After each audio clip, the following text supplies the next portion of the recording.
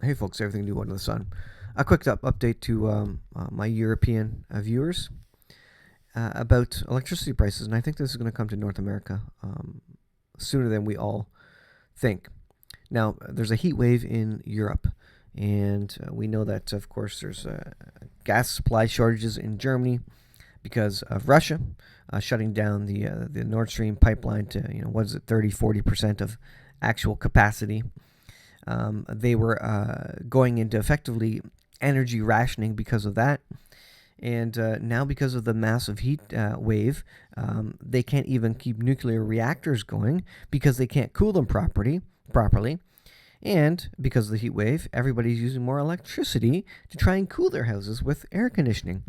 So all these things compounding mean that electricity prices, it's a supply and demand issue. This is how the free market works, supply and demand. Even in communist countries, supply and demand always wins out at some point. The more demand there is, and if there's not a supply, the price increases. Well, above average temperatures throughout Germany are pushing power prices to new records as utilities reduce electricity output in Western Europe amid crisis. Now, this is going to be a short video. Here's the hockey stick pattern of prices, German power prices. You can see it just going up, up, up.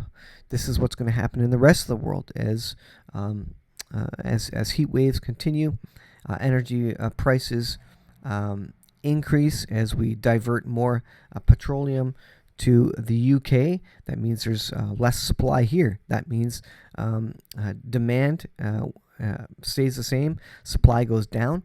That means there's more people purchasing less energy, less petroleum, a smaller amount of it rather, and the price is going to increase. And that means more people are going to shift then over to electricity because the price of petroleum is increasing. And that's exactly what people are doing. People are jumping on board to heat pumps and other things because electricity is cheap, right?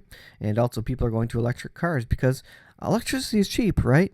Cheaper than gasoline, diesel.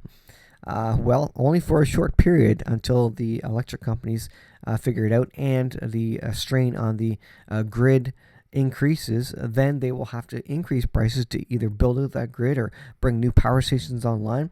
So the price to fill up your EV, your electric vehicle, will be as much as gasoline in 6 months, 12 months, 18 months down the road as people shift over to it and there's more demand on the grid for that sort of power. And that's high demand power as well. And there's not enough electricity to go around. There's barely enough electricity for what we currently need it for. When there's a heat wave, everybody runs their air conditioners.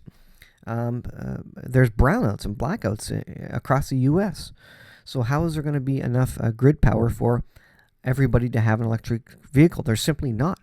And so what are they going to do? They're going to raise prices of electricity to pay for those grid improvements. And that's what people don't realize. The price of electricity will be as much and taking as much a chunk out of your budget as gas prices are right now. So it's not going to be any cheaper. Everybody's going to move there and they're going to find out shortly that it's not cheaper. It says here, reduced power generation is creating tighter European power markets that have sent German electricity prices for next year to a record high of 413 euros per megawatt. Extreme heat and power generation come as Europe suffers the worst energy crunch in decades thanks to Western sanctions. And they're starting to remove sanctions because the sanctions are hurting everybody else. But Western sanctions against Russia, which has reduced Nord Stream to a capacity of only 20%. That's what they're saying, continent of 20% capacity. This has forced some German utilities to switch over to natural gas-fired generation, from natural gas-fired generation to coal and diesel. So much for climate change, right? as there's an emergency now, and they're going back to fossil fuels, causing another crisis this week. Austrian oil and gas firm OMV halted crude product deliveries from storage facilities in Germany amid a run on supplies. There's going to be a run on gasoline. There's going to be a run on banks. There's going to be a run on everything, commodities, all sorts of things, when people start to panic, when people start figuring out, oops, There's a problem here in the supply chain. We're not going to get more of this. We better stock up now. And to be honest, I can't believe that people aren't panicking now. And there is a kind of a slow panic, a slow wake up and realization in many, certainly preppers. You follow Survival Lily in Austria, and there's people waking up. There's people starting to get prepared. But once the masses start waking up and saying, oops, once the mainstream media starts coming online and saying, you better prepare, it's too late then. Once the government starts saying get prepared, it's too late. Everybody's going to panic. If you don't have if you're not prepared already, it's too late. And that's the thing. So electricity prices skyrocketing. This is going to happen in North America too. Supply and demand always wins out. No matter free market or communism, ultimately supply and demand is what drives the price of products, goods, and services. And this will be coming to a city near you. Be prepared for it. Get some solar. That's all I can say. Yeah, it costs money. Get a small system, because at some point, they're going to drain our budgets, drain our savings. They're going to make us mount up credit until we're all absolutely dependent on government, and that's happening already. The slow war dragging on. And where we can't afford food, rather, and we're going into debt just to pay for gas, thinking, this will get better shortly, and then we'll pay off those credit cards.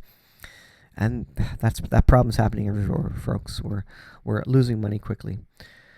Thanks for watching. This is going to drain all our resources. We'll see you guys in the next video.